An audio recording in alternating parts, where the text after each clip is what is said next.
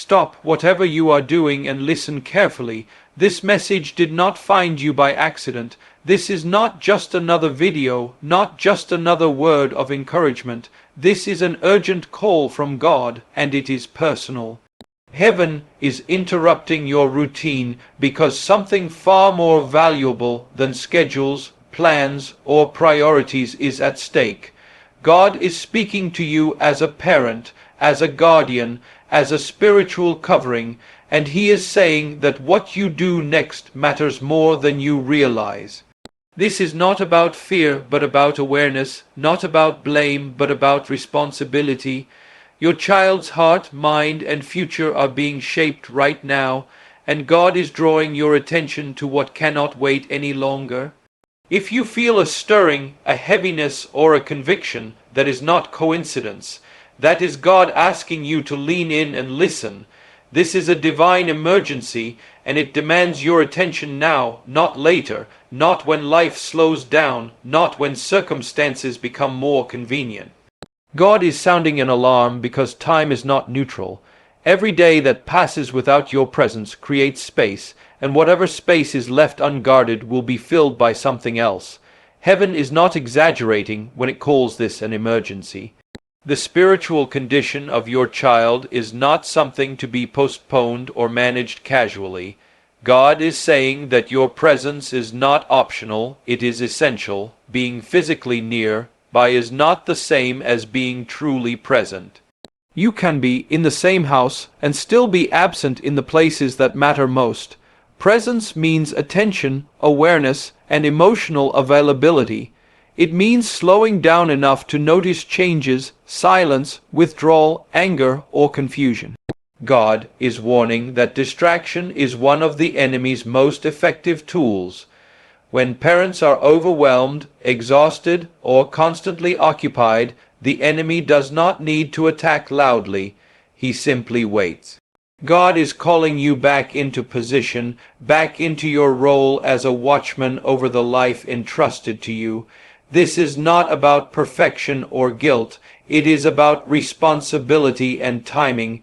There are moments in life when delay becomes dangerous, and this is one of those moments. God sees what you cannot see. He hears prayers your child does not know how to pray. He sees tears they hide, questions they are afraid to ask, and fears they cannot explain. Your presence becomes a shield, a covering, a safe place where their soul can breathe. God is saying that now is the moment to sit, to listen, to look into their eyes, to let them feel that they are not alone in their struggle. The urgency is not meant to scare you, but to awaken you. Heaven does not send emergency alerts without reason. What you do now will shape what comes next. Your voice must speak before the world and darkness do, because silence is never empty. When you do not speak truth, identity, and direction, something else will step in and speak lies, confusion, and distortion.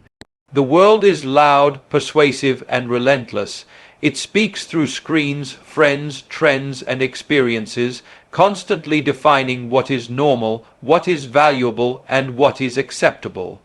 Darkness does not always arrive as obvious evil. Often it arrives as subtle compromise, unanswered questions, and distorted self-worth. God is reminding you that your voice carries authority in your child's life that no influencer, teacher, or peer can replace. Your words have weight because they come from relationship. When you speak with love, clarity, and conviction, it leaves an imprint that lingers even when your child walks away. God is urging you not to underestimate the power of a simple conversation, a correction spoken with gentleness, or an affirmation spoken at the right moment. If you hesitate, the world will not. If you remain silent, culture will fill the gap. Your voice was designed to anchor, not to control, but to guide. God is saying that children are not just listening to what you say. They are absorbing what you believe, what you tolerate, and what you ignore. When you speak faith, you build resilience. When you speak truth, you build discernment. When you speak love, you build security. Darkness fears a parent who speaks with intention because light exposed early prevents deeper wounds later. God is calling you to speak even when it feels uncomfortable, even when you fear being misunderstood, even when you worry about pushing them away. Silence feels safer, but it is more dangerous. Your voice, spoken in wisdom and patience, becomes a boundary, a compass, and a source of strength in a world determined to shape your child without your permission. A parent's prayer and blessing carry heavenly authority that cannot be replicated by anyone else. There is a spiritual weight attached to the voice of a parent because it flows from divine assignment, not chance. God entrusts children into hands and hearts with purpose, and with that trust comes authority. When a parent prays, heaven listens differently, not because the prayer is louder or more eloquent, but because it comes from covenant responsibility. Many underestimate this power and replace it with worry, silence, or frustration. But prayer spoken by a parent is not passive, it is active warfare. It builds a hedge of protection around the mind, heart, and future of a child. A blessing spoken consistently becomes a spiritual covering that follows them into classrooms, friendships, decisions, and unseen moments. God is saying that your words spoken in prayer can go where you cannot go, can reach where you cannot reach, and can stand guard when you are not present. Even when a child resists, rolls their eyes, or seems uninterested, the blessing still lands. The Spirit receives what the mind may reject. Darkness recognizes authority even when people do not. When you lay hands, when you call their name before God, when you speak life over their identity, you are partnering with heaven's intention for their destiny. This authority does not depend on your past mistakes or present weakness. It flows from your position, not your perfection. God honors obedience more than eloquence. A simple prayer spoken daily carries more power than occasional emotional cries. Consistency builds spiritual momentum. God is urging parents to return to the altar of their home, to bless their children before sleep, before school, before difficult seasons. Words spoken in love create spiritual landmarks in a child's memory.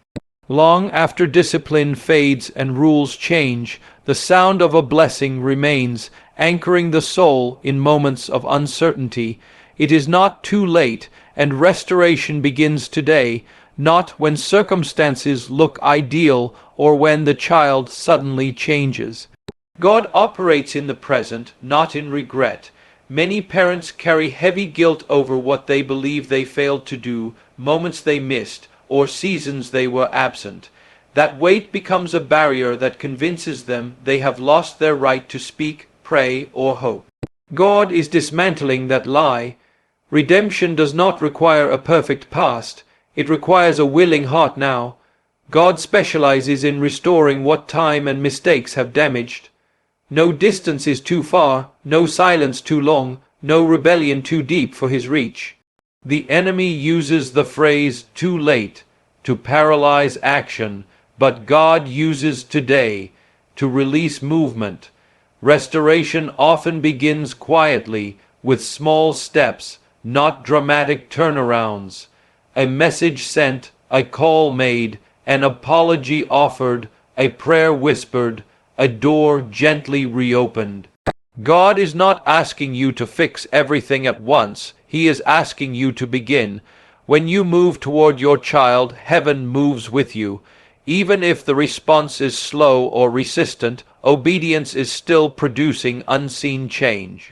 God restores in layers, healing wounds before changing behavior, rebuilding trust before rebuilding relationship.